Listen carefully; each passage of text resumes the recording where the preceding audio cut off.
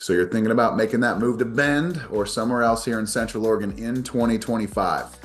Maybe you already did that in 2024 or 2023 or before that even, but you're thinking about maybe moving somewhere else within the area. You figured out the lay of the land a little bit and you know that you'd rather be over here as opposed to where you're currently at, something like that. But if you're also from out of the area right now and you vacationed here quite a bit, you're evaluating where it is you'd want to live in Bend. We get a lot of clients that reach out to us and they're asking about, should I be in Redmond or should I be in Bend, or what part of Bend should I be in, or what about the smaller towns around the area? Well, today's video is going to be more of a 2025 version of the pros of living in Bend. Now we'll probably do future videos, the pros of living in La Pine, Redmond, Sisters, Prineville, etc. We've done those before, but the area is constantly growing at a very fast pace, especially Bend and Redmond, to the point where we almost need to do like a updated version of it every 6 months. We're not going to do that every 6 months, but we'll do it every year. So this video is going to be about the pros of living in Bend in 2025.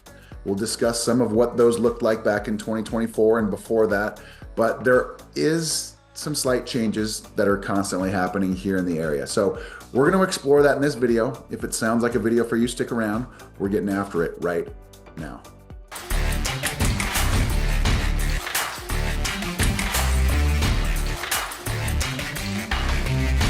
Hey, if this is your first time to the channel or it's your 50th, it doesn't matter to me. And you want to know everything there is to know about living, eating, sleeping, working, playing, the good with the bad, the pros of living in Bend and surrounding sunny Central Oregon in 2025, then subscribe to the channel, tap that notification bell below so you can be the first to know about the current market happenings here in Bend and Central Oregon. My name's Ryan. I've lived in Bend for over 30 years. My business partner, Zach, and I, we get calls and texts every day from people just like you, looking for help in regards to their next transaction as it relates to real estate here in Bend and Central Oregon. So whether you're looking to make that transaction a reality in the next 9 days or 90, it doesn't matter to us either. Give us a call, shoot us a text, send us an email, set up a Zoom, or if you're local, let's go get coffee somewhere. We'll discuss your situation to figure out what the next course of action should be. So with all that being said, we're discussing the pros of living in Bend, primarily the city of Bend here, going into the new year of 2025. Now, Bend obviously has been an outdoor mecca for a long time. Bend used to be a very small town. So a pro would have been 30 years ago, small and quiet. Now it's a little bit more fast paced.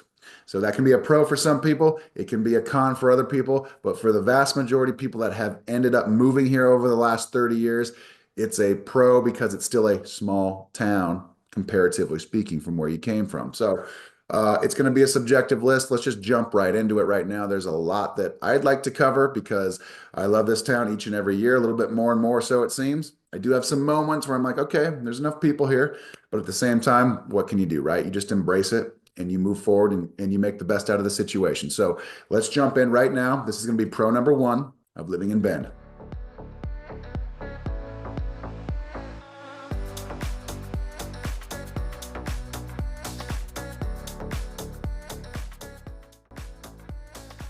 Pro number one on today's list is going to be Bend's evolving and blossoming fitness scene and culture. Now, Bend obviously is right here in Central Oregon. We get up to 300 days of sunshine a year. We've got Mount Bachelor up there to our west. We've got all kinds of trails, each and every direction that you want to go. So, I mean, there's already kind of a built-in fitness culture here in Bend. But over the last couple of years, I've seen a big shift in the way businesses in town are operated in terms of what they offer regarding boutique style business. What we used to have were large boxes that were just general athletic clubs. We still have those and they still do okay to a certain extent. But to me now, the big shift has been these smaller mom and pop style businesses that cater to every single person's preference in terms of their fitness. Some people are members at 3, 4, 5 different little studios, whether it's for yoga, whether it's for Legree, whether it's for a HIIT style workout, whether it's for cycling. I mean, all kinds of things are offered here in Bend now. We probably have 30 to 40, maybe even 50 plus different style mom and pop style businesses that specialize in a specific style of fitness, whether it could be bar, whether it could be for dancing, whether it could be for jujitsu or some sort of mixed martial arts. It's pretty unique to be able to have that type of offering here in Bend. And we've had plenty of those before, say, 2020, but since 2021, when the world reopened, we've had such a shift in the culture of the way fitness studios and the way people sought out to get their exercise each and every day, especially in the wintertime. So Bend really has evolved. Redmond's kind of following suit now. Bend always tends to lead. Redmond follows very, very shortly after. But generally speaking, it's a pretty cool scene that we have here now.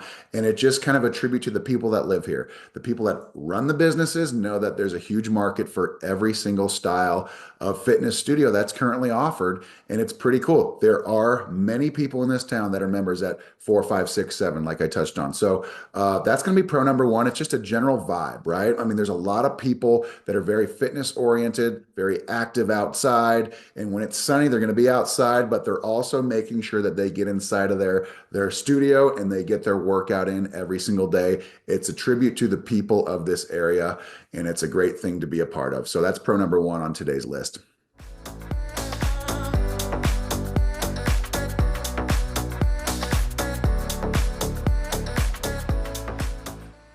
Pro number two on today's list, Bend's population. Population, right? Why is that a pro? Well, we're at about 106 to 110,000 people now. Growing up here, I think the first sign that I saw, it said the population on it for Bend back in 1990 was maybe 20,000, 25,000 in that range. And now we're at a point now where we're sitting at like 110-ish in that range, okay? Bend's population to many people is still a very small town, right? Especially with those people that are moving to Bend, wherever they're coming from, some of the bigger areas. And then we have a small percentage of people that feel like Bend is way too big. It's a huge city, and most people that complain about it, especially on these videos, they've already moved away, right? They just come back to kind of look at their old town and maybe get on the computer and make a comment about how they made the right decision, and that's fine too. But what I'm getting at here is Bend is kind of at this happy medium place where it's like, okay, it's a big town, bringing in a lot of cool things, a lot of cool business ideas, kind of going back to that first pro, right? The fitness boutique style studios that are everywhere. That's because people have moved here and brought their ideas. And that doesn't just apply to, say, the fitness industry or the wellness industry. It applies to everything too, the restaurants, other styles of businesses. I mean, there's all kinds of things that are offered here in Bend that would not be sustainable if Bend was, say, half the size that it currently is. And we'll probably have more of that as we continue to grow. Bend will probably be at 150,000 people by, say, 2040, 2045, somewhere in that range. And so we're going to continue to grow at kind of a linear curve or at a linear level. So we have to embrace it, right? We can't control that. Bend is a very popular area. It's a very great spot that would appeal to many people to live. And so we just embrace it. But right now, it's the pro of the population is a very kind of happy medium place right now. And I'm very proud to say that that's on the list today because the volume of people is what brings Bend its vibe, its culture, all that stuff. And I know it's going to really rub some people the wrong way, and that's fine. But ultimately speaking, those that are coming into Bend, those that have already come into Bend over the last 20 years, they generally move from a city where there were way more people. And so they're now in a small town in the mountains, bluebird sunshine, what's not to like, right? So that's pro number two on today's list.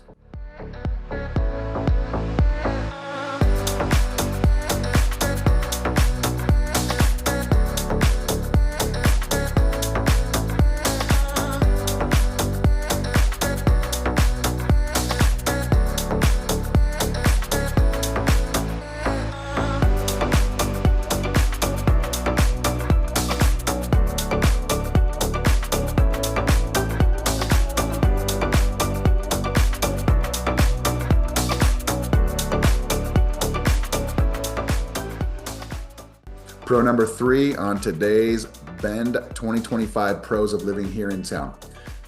The unique landscapes within, say, an hour's drive of Bend.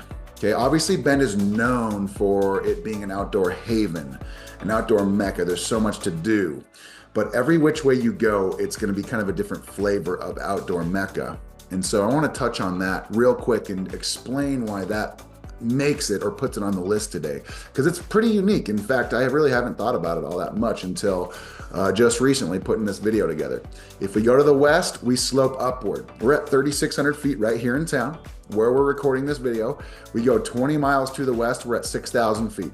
Okay, and that's just the foothills going up to 10,000 foot peaks. So it's a different style of climate than, say, if we go 20 miles to our east, which is kind of flat land. It does go up a little bit in elevation, but it's all Oregon badlands, juniper trees that are all sporadically spread out. There's no ponderosa pines. It's a kind of wide open area. It's a desert out there, and it's really cool over there too. Doesn't get a lot of credit. You know, you go 20 miles to the east of Bend, you feel like you're in the middle of nowhere, almost on a different planet. And that's what makes it unique too. We go north. Okay, if we go north 20 miles from Bend, we're past Redmond. We're in the Smith Rock State Park area, kind of by Terrebonne. Even maybe a little bit further beyond that, we'll get lower in elevation to the point where we're at like 2,000 feet. That's where Lake Billy Chinook is, up in Jefferson County. But Smith Rock is probably sitting at about 27 to 2,800 feet in elevation, 1,000 feet lower than, say, where we're at here in Bend. So it gives it a unique perspective of what Central Oregon really is. It's a little bit warmer there throughout the course of the year, right? In fact, you can have days in January, in February, where it's sunny here. There could be snow on the ground here in Bend. And you go 20 miles to the north, what you're gonna find is basically 60 degrees, 55 degrees. You get down into that canyon where the Crooked River is, where Smith Rock is, and there's people everywhere. They're out hiking, they're rock climbing with their shirts off. It's pretty wild. That's happening in January, February, March, while 20 miles away from there, here in Bend, it's snowing and it's cold. So, I mean, again, a very unique perspective, but it just, again, 20 miles away and you get a completely different style, okay? There's some similarity for sure, but at the same time, there is plenty of differences just 20 miles to the north. And if we finish up this whole tangent here by going to the south, okay, we're going up in elevation, again, and it's going to be more of a winter style climate in Sun River, Lapine, etc. There's things to do up there. Paulina Peak, Paulina Lake, East Lake, Wickiup Reservoir, Crane Prairie. I mean, there's all kinds of things up there. Crescent Lake too, another very popular ski boat lake, sitting at like 5,000 feet, 5,500 feet. So you've got basically ski boat lakes that are, some are at 5,000 feet, like Cultus Lake and like Crescent Lake, to the north, or I'm sorry, to the south and to the west. And then you go to the north and to the east, you get Prineville Reservoir and you get Lake Billy Chinook at like 2,000 feet. So it's pretty interesting. So by the end of the summer, you want to get your boat up to like Cultus Lake or Crescent Lake where the water's still cool, as opposed to down at 2,000 feet of elevation in Billy Chinook or Prineville where the water feels like it's boiling upon entry, like 80 degrees. So very interesting. These are all 20, 40, 60 miles away from Bend. So it's a very central area. But that's what makes Bend unique in terms of its outdoor activities, right? We've got so many different flavors of outdoor activities because of the unique landscape that is surrounding Bend and is Central Oregon. So that's pro number 3 on today's list.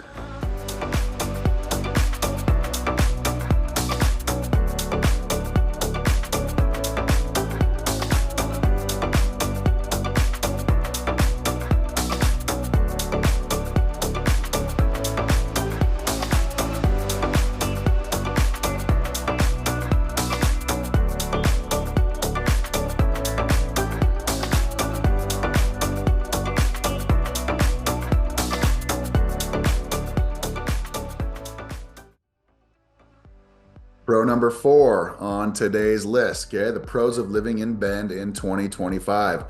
We've got Mount Bachelor. Okay, I don't feel like we give Mount Bachelor enough credit for being a year-round resort, right? It's famous for skiing and snowboarding, of course. In fact, this is one of the best snowpacks we've had in several years, maybe a dozen years or beyond that. It could be 20 plus years since we've had this much snow this early in a season. And so there's like a surge of people in town buying all kinds of ski and snowboard gear, getting ready to go up to the mountain, maybe for the first time in several years. But we're sitting at basically the strongest snowpack in the country right now as of this recording. It's the 6th largest ski resort of its kind in North America. There's over 4,000 skiable acres. We've got a dozen plus express lifts that take you up all around the mountain. We've got the backside that's open too. It's easy for expert skiers and snowboarders to get that on a bluebird day, going up to the summit and then traversing down the backside and maybe coming back alongside the Cloud Chaser chair or the Northwest Express. But again, it's a fantastic mountain for skiing and snowboarding. But we don't really give it too much credit or the credit that it deserves for what it can provide us in, say, the spring and summertime. It's an absolutely fantastic mountain to hike. It really is. It's a short day hike, but you get up to 9,000 feet. You can go 3 different routes. I mean, you can basically make your own route, but ultimately speaking, you park at one of the parking lot areas where the lodges are, and then you start hiking up, and it is one of the best and shortest amount of time consumed to get up to the top type style hikes. And it's not a very difficult hike either, right? You don't need technical climbing gear or anything like that. Additionally, there is a bike park where you can literally just get on the lift, Pine Martin, over in the West Village, and you can just do laps. Hook your bike up and go all the way to the top to mid-mountain there, and you're just biking down, going through all kinds of trails and stuff like that. It's one of the coolest style mountain biking opportunities that Central Oregon has to offer, especially if you don't like going up hills yourself. You can skip that whole part. Pretty cool. They've got disc golf up there. They actually have the lift running multiple days a week in the summertime, where you can go up to the Mid-Mountain Lodge at Pine Martin, and you can have dinner up there. You can enjoy the sunset. Again, there's never any two sunsets alike, especially on Mount Bachelor looking to the west. I mean, spectacular. And so Mount Bachelor really is kind of the gateway to all of the Cascade Lakes recreation areas that Central Oregon has to offer. You have to go right by Mount Bachelor to really get anywhere, whether that's Elk Lake or Todd Lake or Sparks Lake or Cultus Lake. If you're going further out there, there's Lava Lake. I mean, there's all kinds of lakes. There's probably 150 to 200 lakes within the Cascade Lake Century Drive area that are all kind of offshoot from the main highway, but there's like 12 or 13 that really get the notoriety. I mean, there's just so much to do, but Mount Bachelor really deserves kind of the credit for opening up the rest of the landscape of Central Oregon to provide opportunities for people to do basically whatever they want in the spring and summer and fall up there at 5,000, 5,500, 6,000 feet of elevation, because it's just really cool, very unique. There's really nothing else like it here in Oregon, and that's what draws so many people here. But Mount Bachelor is kind of like the foundational part of that whole thing. Gets its credit for the winter recreational activities, but it doesn't get the full credit for the year-round opportunities that it provides. So that's going to be pro number 4, Mount Bachelor, on today's list in 2025.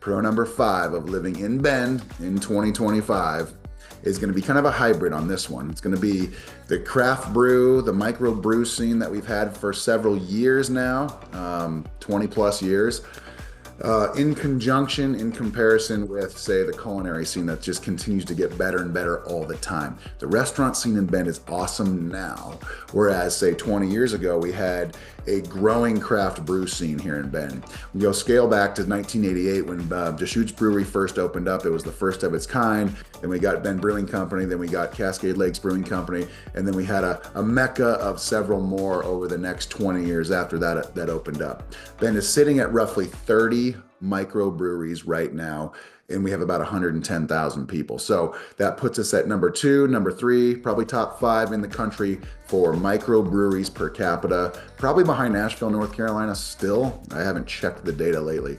But point is that Bend is right here on the West Coast in the thick of the Pacific Northwest, which is basically Washington State, Oregon, and California. You put those 3 together, and they have more breweries in those 3 states than the rest of the country combined. And that just gives you an idea as to the culture that Bend is kind of surrounded by. But parlay that with Bend's up-and-coming culinary scene in general, the restaurants. Okay, this goes back to pro number 1. When people move to Bend and they bring their ideas, they bring their concepts with them, Well, we get more culture. We get better restaurants to choose from. We get better fitness studios, better businesses in general. And it's a tribute to the people that are attracted to living here.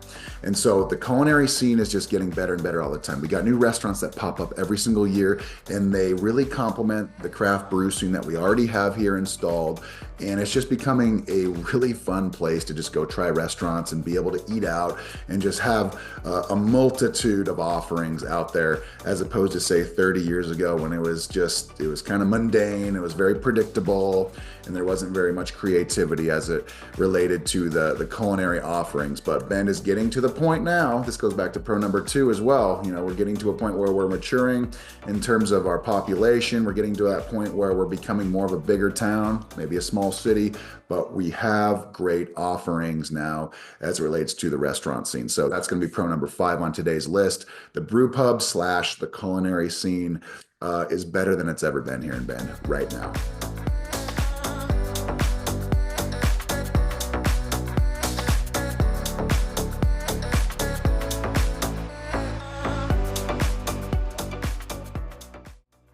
Pro number 6 on today's list. This will be the last one. I mean, there's dozens of pros of living in Bend, but we only have so much time, right?